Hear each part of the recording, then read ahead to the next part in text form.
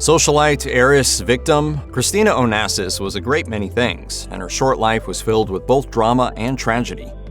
Christina Onassis was born on December 11, 1950 in New York City. By that time, the family fortune had already been made, though it hadn't quite reached into the billions yet. Christina's father, Aristotle Onassis, arrived in Argentina almost 30 years earlier as a poor Greek immigrant and transformed himself into an international tycoon through his shipping business. A story impressive enough that it would one day become the fodder of a TV movie. I could cut the competition slice by slice till they were on their knees. Expanding that business seemed to be a factor in Aristotle's choice of bride. In 1946, he married Athena Tina Lavanos, daughter to another Greek shipping magnate. 2 years later, the couple had their first child, Alexander Onassis. One son and heir was all the children Aristotle wanted. Aristotle told many people, including his wife, that more children would dilute the value of his name and complicate the future of the business. Tina acquiesced by terminating 2 pregnancies, but when she became pregnant again in 1950, Tina didn't want to risk her own health with another abortion, and not even a violent beating from Aristotle could change her mind. When Christina was born, however, Tina was in some ways the more resentful parent.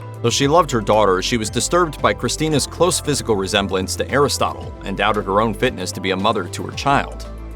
Growing up, Christina Onassis rarely held her parents' full attention. Despite loving her children, her mother struggled to overcome her own mental health issues and a nagging doubt that she didn't know how to mother.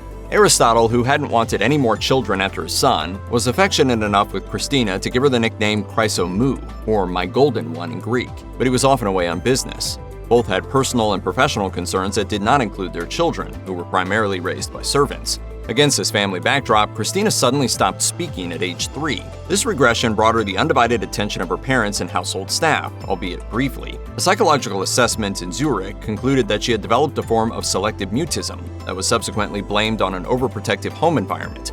Author William Wright suggested in his biography, All the Pain That Money Can Buy, that Christina refused to talk in order to gain the attention of parents who spent too little time with her, rather than too much. If it was a deliberate act, however, it was one Christina claimed not to remember when she grew up, and her mutism would later return to some extent when she learned of her parents' divorce. Divorce is a difficult thing for children to comprehend and accept. For Christina, that acceptance never came.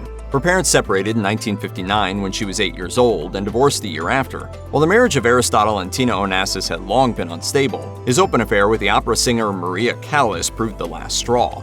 Aristotle had tolerated an affair of Tina's years earlier, but the ostentatious display he made of his dalliance infuriated his wife. She left with the children and arranged for as visible and scandalous a divorce announcement as she could. Well into adulthood, Christina regarded the divorce as an unwelcome intrusion into a happy home life, despite the fact that her parents were often distant and neglectful. Later, her father married again, to one of history's most famous widows. From Dallas, Texas, the flash, apparently official, President Kennedy died at 1 p.m. Central Standard Time. Christina quickly decided that she didn't like Jackie Kennedy either. She even once described Kennedy as her father's unfortunate obsession. Kennedy's personality and the vast age difference between her and Aristotle upset Christina in particular, but it couldn't have helped that Aristotle pressured Christina to take after her stepmother. The major players in the Greek shipping business often took a dynastic attitude toward their work, and Christina Onassis found herself a pawn of both her parents' schemes over the years. When she was 22, her mother tried to arrange a marriage between Christina and Philippe Niarchos. Philippe was the son of Stavros Niarchos, Aristotle Onassis' great business rival, and Eugenia Lavanos, Tina's sister. Of course, this made Philippe Christina's first cousin. If that didn't make the proposed marriage weird enough, Tina had actually married Stavros after her divorce and her sister's death. Christina and Philippe were willing to try marriage for the sake of their family, but it wasn't happening, and the wedding was soon called off. But Christina could not so easily escape her father's matchmaking efforts. He later wanted her to marry Peter Goulandris, another Greek shipping heir whose fortune might be brought into the Onassis fold. Tina approved of Goulandris and helped Aristotle to pressure their daughter into marriage. Christina rebelled by persisting with her own romance with another man, as well as dodging her father's calls. But Aristotle wouldn't take no for an answer. He extracted a deathbed promise from Christina to marry Goulandris. She didn't keep it. Christina Onassis' upbringing was complicated and often unhappy, but she still loved her family, and she lost them all in fewer than 3 years. The first to go was her brother Alexander Onassis. After years maintaining a distant relationship, he and Christina reconnected as adults, in part out of mutual frustration with their father. As the firstborn and a son, Alexander was in line to inherit the Onassis family business, and he and Aristotle Onassis often clashed. One of their fights was over Alexander's hobby of flying planes. Despite being a careful pilot, he was killed in a plane crash in 1972. Alexander's death consumed his family. Aristotle, who began training Christina to run his shipping empire, never fully recovered from the loss. He fell into paranoid suspicions of murder, suspecting nearly everyone close to him of killing Alexander, except Christina. His own health suffered, and he died in 1975 after undergoing gallbladder surgery, with Christina by his bedside. I'm glad you came to say goodbye. In between Alexander and Aristotle's death, Christina's mother died. Tina's death was blamed on pulmonary edema after an overdose of pills, but Christina always suspected her mother's husband, Stavros Niarchos, of foul play. Notably, Tina's sister and Niarchos' earlier wife, Eugenia Niarchos, had died under similar circumstances several years before. On top of the many unfortunate episodes in her life, Christina Onassis struggled with clinical depression. Her aunt and mother both died of overdoses, and Christina, who believed her uncle's stepfather to have murdered his previous wife, overdosed herself when she learned that her mother and Niarchos planned to marry. She turned to pills again during a difficult period in her relationship with Peter Goulandris, who she remained with in part to please her ailing father. And in 1975, after literally standing by her father's side in his final hours, Christina fell into another wave of depression. After her father's death, she attempted suicide at the hospital with a stolen surgeon's tool. Only the intervention of the staff prevented her from succeeding. It wasn't only Christina who harbored suspicions about Stavros Niarchos' involvement in her aunt and mother's death. Her brother and father both felt the same. It was only the Livanos family, Christina's mother included, who thought that Niarchos didn't have something to do with Eugenia's death, despite the numerous injuries on her body. Tina Onassis was unmarked at the time of her death, but Niarchos was confirmed to have been in the house when she died, only inflaming Christina's suspicions. Aristotle, fearful after his daughter's recent suicide attempt, tried to quell these suspicions, despite sharing them. Against her father's wishes, Christina sought an autopsy on her mother and fed her theories to the press. In retaliation, Niarchos leaked knowledge of one of Christina's suicide attempts and insinuated that the worry and stress it caused Tina had contributed to her death. Christina Onassis married 4 times, and each of her marriages ended in divorce. The reasons varied, as did the impact on Onassis herself, but only one of her marriages became a subject of interest for intelligence agencies, her union with husband number 3, Sergei Kausov. Like Onassis herself, Kausov was in the shipping business, in this case based in Russia. But Kausov's lifestyle seemed disproportionately lavish in relation to his reported earnings. An unremarkable apartment in Moscow stood in stark contrast to the time he spent in the luxurious lifestyle in France that he detailed in expatriate newspapers. A fear grew in some corners of the CIA that Kausov was a KGB agent, and that his entire relationship with Onassis was part of a Soviet plot.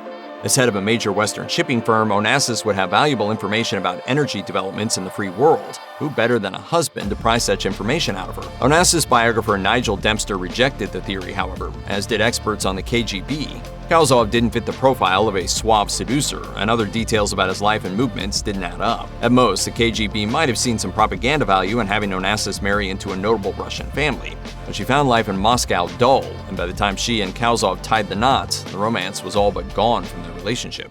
Lawyers for the shipping heiress, Ms. Christina Onassis, say they've been told to start proceedings for a divorce from her Russian husband, Mr. Sergei Kausov.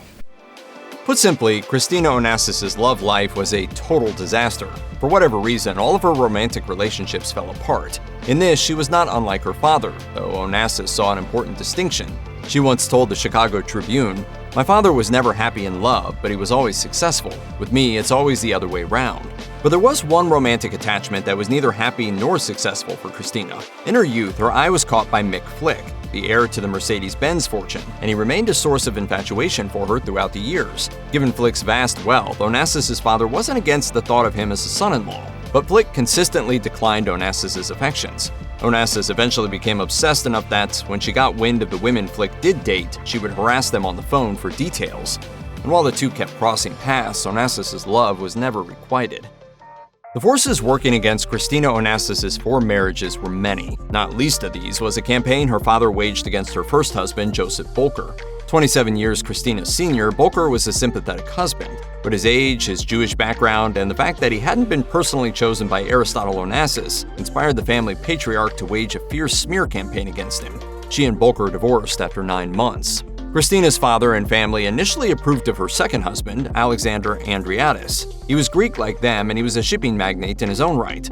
But after they tied the knot, it emerged that the Andriadis fortune was in trouble.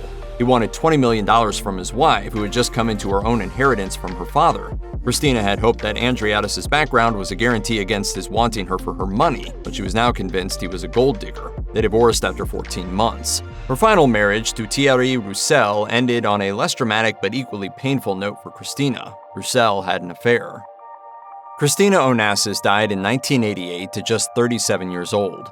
Like her mother, she had suffered a pulmonary edema. Whispers soon spread about the nature of her death. A judge had found cause to open an investigation into the circumstances, and there were rumors of murder, suicide, or a medication overdose. These were refuted by the autopsy, however, which found no grounds to suspect any such circumstances. Perhaps the most tragic aspect of Onassis' death was that, when it came, her life was finally beginning to turn around. Though her fourth marriage had ended in divorce like the rest, she and ex-husband Thierry Roussel were still in each other's lives. They'd had a child together, Athena Roussel, and planned to have more through artificial insemination. Onassis was enjoying time in Argentina and had just bought a ranch near Buenos Aires. She was also losing weight, which biographer Nigel Dempster suspected might have led to her death. He suggests that a lifetime of compulsive eating and diet pills weakened her body and put her especially at risk of the edema that killed her.